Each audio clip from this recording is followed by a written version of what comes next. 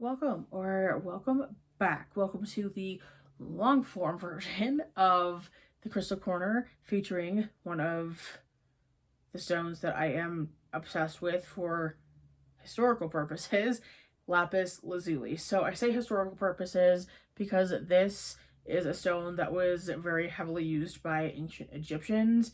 It is in King Tut's mask. It was also used by Mesopotamians and ancient Greek cultures. And I love ancient Egypt. I have driven hours to go see ancient Egyptian exhibits in museums. I love anything ancient Egypt, so anything that makes me feel slightly more connected to that kind of time period I am going to be in love with. So this is Lapis Lazuli. It is made up of lazarus, of calcite, and pyrite. Lazarus, calcite, pyrite. So the lazarus will be the beautiful blue you see in it. The calcite will be kind of any white and gray inclusions you see in lapis, and then pyrite, I'm not sure if you'll be able to see it pull through with what I'm working with camera wise here, but there are flecks of pyrite in this, which are flecks of gold. Pyrite is known as fool's gold, so if you see any of that in any of the pieces I show you, you're looking at pyrite. So it can range in color. So the really deep, rich blue lapis lazuli that you see usually comes out of Afghanistan. They produce, again, that really, really beautiful, deep, kind of vibrant blue that is more uniform. The darker blue that you see, and often the lapis lazuli you see with more of the calcite and pyrite inclusions, actually comes out of Russia, which is really interesting. Russia produces some really, really pretty rocks. I have to say that because they produce lapis lazuli, they produce charoite, they produce seraphonite.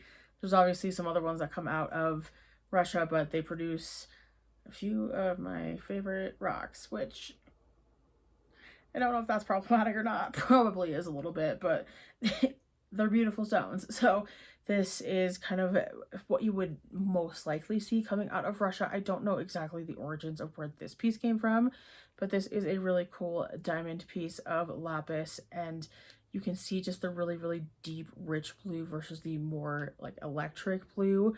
And this one, again, has more of that calcite and that really beautiful banding. I think you can see the pyrite just a little bit better in this one. If you see the gold flecks kind of popping through, again, that is the pyrite that you are seeing in lapis, which is really, really beautiful. So composition wise, this, again, we talked about composition. We're skipping over that. Rich, deep blue, ranging from a very violet blue to kind of a greenish tinge of blue, kind of greenish blue. This is a stone that is really heavily associated with the third eye chakra, really good for focus and wisdom. So if you are looking to study for an exam or need to focus on projects for work, you can get palm stones of lapis lazuli and put those in your pocket, sleep with them in your pillowcase. I have a few, well, I guess a couple. I have a couple of really beautiful lapis lazuli bracelets that I wear when I am, at work and really needing to focus on getting like big projects done, or if we have lots of groups that we're dealing with. That is something that I wear just to help me channel that a little bit better. But this has been mined for a very, very long time. Again, was used very heavily in ancient Greek and ancient Egyptian culture. And let me get into some of the metaphysical properties as well. So metaphysically, this is very good for enhancing wisdom, for truth, self-awareness, stimulating mental clarity, and improving communication. So really good for the throat chakra as well as the third eye chakra. This is good for helping to relieve stress and anxiety, really good for inner peace and self-acceptance.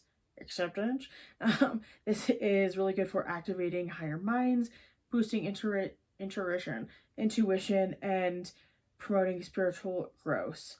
It is also very good historically for helping with the respiratory and nervous system, which is why it is such a good stone to use for helping with anxiety. It is associated with helping with immunity, easing migraines, reducing inflammation, All of these are not medical treatments. I do have to say that, because obviously I don't want you to just use rocks. You probably should go see a doctor as well. But this is another piece of lapis that I have.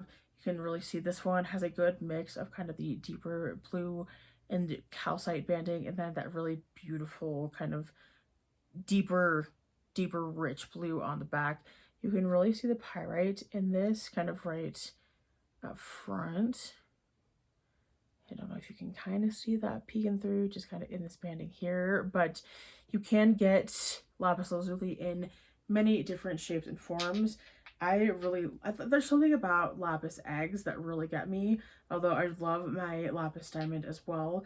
I am looking for like a beautiful, rich, deep blue lapis freeform that is kind of just all a really bright, vibrant blue. That is kind of one of my dream pieces. I would love to get my hands on one of those, but still do love lapis. And I don't know, if I could get a giant lapis egg, I absolutely will, because I love the egg shape. I don't know why, there's just something about it that I really love. So again, really good for clarity and wisdom. So this does help to encourage clear thought and deeper understanding. This also helps with communication, so it helps promote honest expression.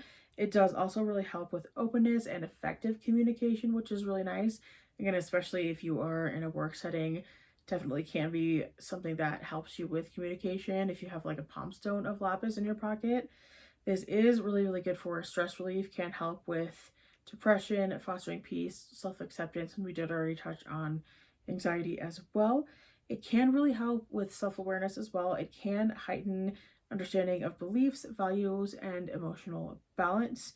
Now this one, in spiritual and metaphysical purposes, can be used to help with truth and enlightenment. This is a very royal stone that is associated with truth, wisdom, and spiritual growth.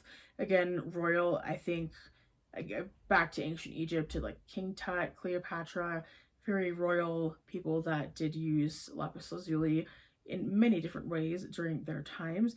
Can help with intuition as well. Again, very good for the third eye. That's a look. That's a vibe.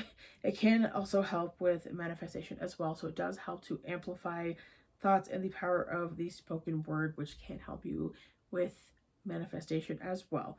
This also does help with pain relief, and it can be worn as jewelry, placed in the workspace for focus and creativity, and used in meditation for spiritual connection. So that was a heck of a video. I hope it made some kind of sense, because I am filming this pretty late at night after a full day on the job. So that is all. That is all I have for you in this version of the Crystal Corner. I do hope you enjoyed it, and I will see you in another video soon. Bye.